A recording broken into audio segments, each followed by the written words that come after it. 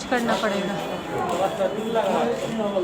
बताइए क्या करेगा आदमी। इतना बड़ा पटना का हॉस्पिटल एम्स है, यहाँ ऑक्सीजन के इंतजाम नहीं, जबकि पता है कि देश में और सारे जगह ये बीमारी फैला हुआ, कोई है ही नहीं यहाँ इंतजाम।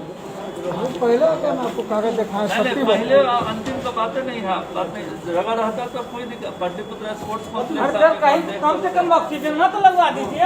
कहाँ से नहीं हो रहा है, सांस लेने में दिक्कत हो रहा है। कहाँ से ले आए ऑक्सीजन? कितना सीट है आपके यहाँ? कितना सीट है? जितना है वो बताइए ना, क्वांटिटी बताइए ना हमको। देख लें जरा कितना सीट है तो बोल तो सकते हैं ना।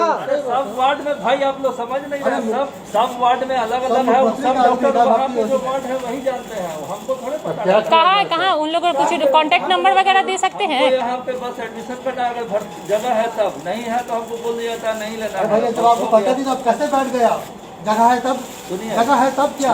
बताइए ना। अरे बोलिए बिस्तर बंद कर दीजिए आप लोग। पता रहता है कि क्या जब जरूरत है? आप कुर्सी के लायक नहीं है कुर्सी पे क्यों बैठ गए? सीधा बंद करिए, पेशेंट अपने लौट के चल जाएगा। खत्म हो गया। नहीं है, जब इतना समझिएगा तो फिर तो आगे कुछ बोल सबको लाओ, भाई सबको। आप कुर्सी पे बैठे हैं, आपको पता नहीं है ए सब अपने अपने पेशेंट को लाओ। कितना सीट हमारे खाली है। गाड़ी भी रहेगा, यहाँ पे भी रहेगा। हाँ तो 50-50 करो। सुनिए ना क्या बोल रहे हैं? नहीं देखेंगे। क्यों नहीं देखेंगे? हम बोल रहे हैं वहाँ बैठा देते हैं। यहाँ समझता कहाँ है कोई, समझता कहाँ है कोई, यहाँ कुछ नहीं समझता है। यही पे जब हंगामा करता है।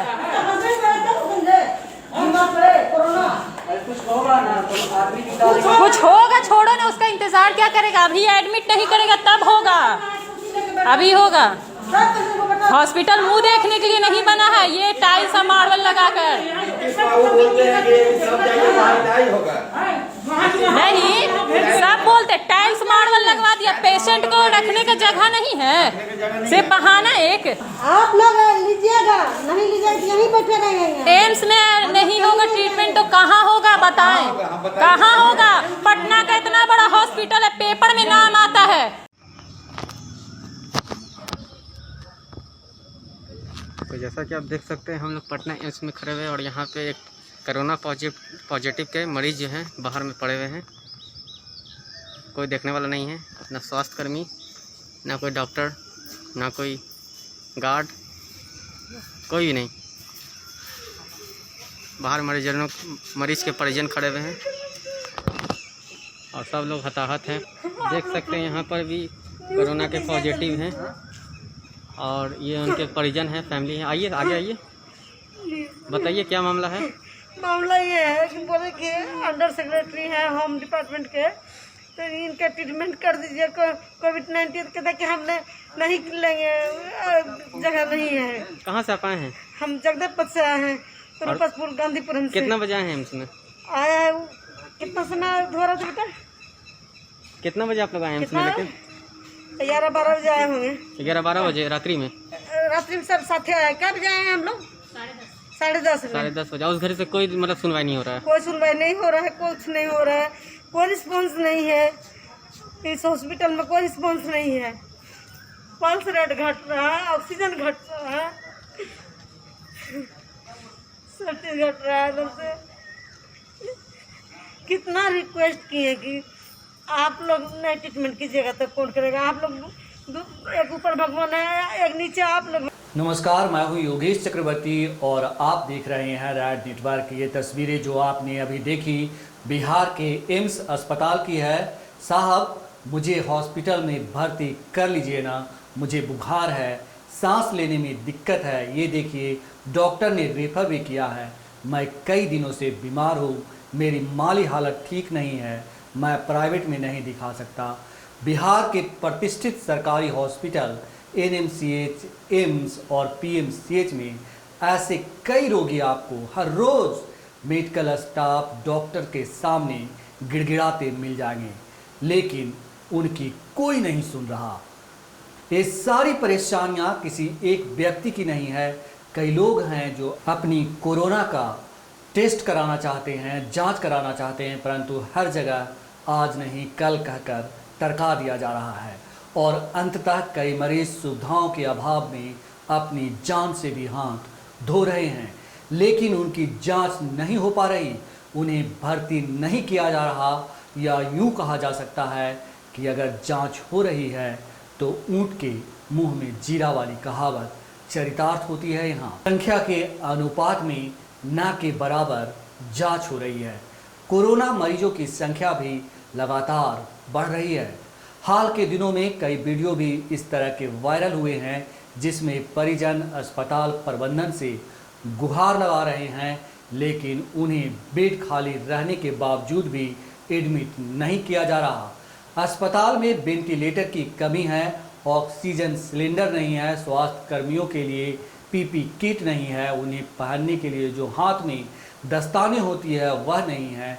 कोरोना पॉजिटिव मरीजों को उनके घर से लाने के लिए एम्बुलेंस की सुविधा नहीं है, वे स्वयं हॉस्पिटल पहुंच रहे हैं जिससे संक्रमण बढ़ रही है। परिजन अपने खर्च पर ऑक्सीजन लाकर स्वयं ऑक्सीजन लगा रहे हैं क्योंकि एम्स के स्वास्थ्य कर्मी भी नहीं हैं। उनकी शिकायत है कि उन्हें 2-3 महीने से वेतन नहीं मिला। यह सब स्थिति है पटना राजधानी की। राज्य के जिले के अन्य जगह की तो बात ही छोड़ दीजिए। जल्दी कुछ करना पड़ेगा। बताइए क्या करेगा आदमी? इतना बड़ा पटना का हॉस्पिटल एम्स है, यहाँ ऑक्सीजन के इंतजाम नहीं है, जबकि पता है कि देश में और सारे जगह ये बीमारी फैला हुआ, कोई है ही नहीं यहाँ इंतजाम। यहाँ समझता कहाँ है कोई? समझता कहाँ है कोई? यहाँ कुछ नहीं समझता।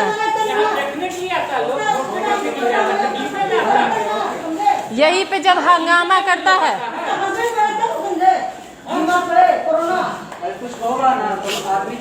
कुछ होगा, छोड़ो ना, उसका इंतजार क्या करेगा? अभी एडमिट नहीं करेगा तब होगा।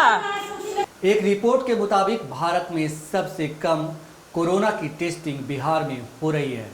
टेस्ट का रिपोर्ट भी कई दिनों के बाद मिल जाएगा, इसकी कोई गारंटी नहीं है। हालांकि रेड क्रॉस और अन्य संस्थाओं की तरफ से कुछ काम अपने स्तर पर किए जा रहे हैं, लेकिन इन सभी समस्याओं पर सरकार गंभीर नहीं है। जैसे लगता है कि नीतीश सरकार का पूरा सिस्टम ही चुनाव की तैयारियों में लग चुका है। सभी राज्यों में बाकायदा एक सिस्टम कोरोना से निपटने के लिए काम कर रहा है, लेकिन यहाँ कोई सिस्टम का पता नहीं चल रहा। कोरोना महामारी से निपटने के लिए सीएम नीतीश कुमार ने बड़े बड़े दावे किए थे, ताली बजाई थी, थाली बजाई थी, सहयोगियों के साथ मिलकर खूब ताली और थाली पीटा था, लेकिन कोरोना की लड़ाई में यह काम ना आया। हकीकत समय के साथ सामने आता गया, तैयारियों की कलई खुलती गई। पहले तो रोज कोरोना से संबंधित आंकड़े जारी किए जाते थे, उसे भी बंद कर दिया गया।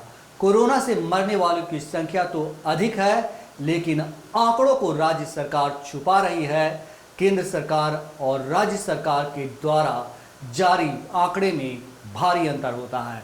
ऐसे में सवाल उठता है कि किसका आंकड़ा सही है और किसका गलत।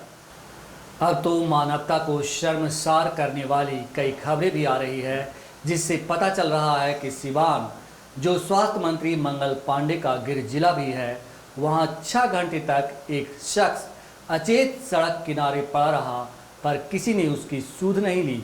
पुलिस भी मुंह फेर कर चल दे रही है। ऐसे ही एक घटना हाल में भागलपुर में घटी, जिसमें एक शख्स जो मेडिकल स्टोर पर दवा लेने गया था, लेकिन उसकी वहीं पर गिरने के बाद मौत हो गई। वहां उसका शव 4 घंटे से अधिक पड़ा रहा, लेकिन प्रशासन सोता रहा। बाद में स्वास्थ्य कर्मियों के द्वारा एम्बुलेंस से ले जाया गया। तो यह है सुशासन की लापरवाही का आलम। ऐसी घटनाएं हमें सोचने पर मजबूर करती है, क्योंकि यह किसी के साथ हो सकता है और किसी को भी ऐसी कुव्यवस्था अव्यवस्था से गुजरना पड़ सकता है। ऐसा भी नहीं कि आपके पास अगर पैसा है तो बिहार में बच जाएंगे। जी नहीं, पैसे रहने के बावजूद भी प्राइवेट हॉस्पिटल धक्के मारकर निकाल सकता है। ऐसी कई घटनाएं बिहार में घट रही हैं। एक ऐसी घटना मधुबनी की है। अगर आप भ्रष्ट व्यवस्था के शिकार हो जाएं तो तमाम तरह की सुविधाएं रहने के बावजूद आपको जान से हाथ धोना पड़ सकता है। कोरोना का भय दिखाकर सामान्य बीमारियों का इलाज भी बिहार के सरकारी और गैर सरकारी अस्पतालों में बंद है। लोग मर रहे हैं, तड़प रहे हैं, पर उनके दुख दर्द को सुनने वाला कोई नहीं है। यह हम नहीं कह रहे, यह कह रही है जैन कॉलेज मधुबनी के जूलॉजी की हेड उमेश चंद्रा की पुत्री रंजना कर्ण। उमेश चंद्रा के परिजन विगत एक सप्ताह से उन्हें लेकर बिहार के करीब सभी हॉस्पिटलों का चक्कर लगा चुके थे। कोरोना जांच नहीं होने के कारण कोई भी हॉस्पिटल में एडमिट करने को तैयार नहीं था। दरभंगा के चर्चित पारस हॉस्पिटल में भी उनके परिजनों को धक्के मारकर निकाल दिया गया। बिहार के स्वास्थ्य सेवाओं की स्थिति यह है कि यहाँ के अधिकतर लोगों को स्वास्थ्य मंत्री के बारे में भी जानकारी ही नहीं है, क्योंकि मंत्री जी हमेशा अदृश्य रहते हैं। स्वास्थ्य मंत्री मंगल पांडे जी के गायब होने की घटना कोई पहली बार नहीं है। पिछले साल भी ये मुजफ्फरपुर के चमकी बुखार या इंसेफ्लाइटिस को लेकर चर्चा में आए थे, जिसमें 1000 से ऊपर बच्चों की मृत्यु हुई थी। उस समय भी ये निद्रा में थे, लेकिन उन्हें कोई फर्क नहीं पड़ता है, न उन्हें बीजेपी हटाती है, क्योंकि उनकी पकड़ बीजेपी के शीर्ष नेताओं तक जबरदस्त है। बिहार में लगभग 14 साल से स्वास्थ्य मंत्रालय बीजेपी के पास है, लेकिन नीतीश सरकार हमेशा से इस सेवा पर काम न करके पिछले सरकार की कमियों की बात कहकर हमेशा पर्दा डालने का प्रयास करती है। कोरोना जैसी वैश्विक महामारी के बीच तैयारियों को बिहार में बेहतर बनाने के लिए कोरोना टेस्ट की व्यवस्था को बढ़ाना होगा। प्रखंड स्तर पर जांच की व्यवस्था करनी होगी। महाराष्ट्र जैसे राज्यों के तर्ज पर प्राइवेट अस्पतालों में कोरोना मरीजों के लिए बेड को सुरक्षित करने का नियम लागू करना होगा। कुछ कड़े फैसले लेने होंगे, तभी जाकर बात बनेगी। खैर, ये तमाम समस्याएं और बातें हैं जिस पर सीएम नीतीश कुमार को चुनावी तैयारियों को छोड़कर काम करना होगा, क्योंकि कोरोना से हालत रोज भयावह होते जा रहे हैं। मरने वालों की संख्या बढ़ती जा रही है, रिकवरी रेट घटता जा रहा है। चुनाव तो बाद में भी कराया जा सकता है, जनता बचेगी तब न चुनाव होगा। अगर विपक्ष की कई पार्टियां इस समय चाहती है कि पहले लोगों का इलाज हो, तो इस पर एनडीए को सोचने की ज़रूरत है, मानवता को समझने की आवश्यकता है। साथ ही हमें और आपको भी सरकार के द्वारा जारी सभी गाइडलाइन को पालन करना होगा, वरना केवल सरकार के बूते कोरोना की लड़ाई जीतना मुश्किल है।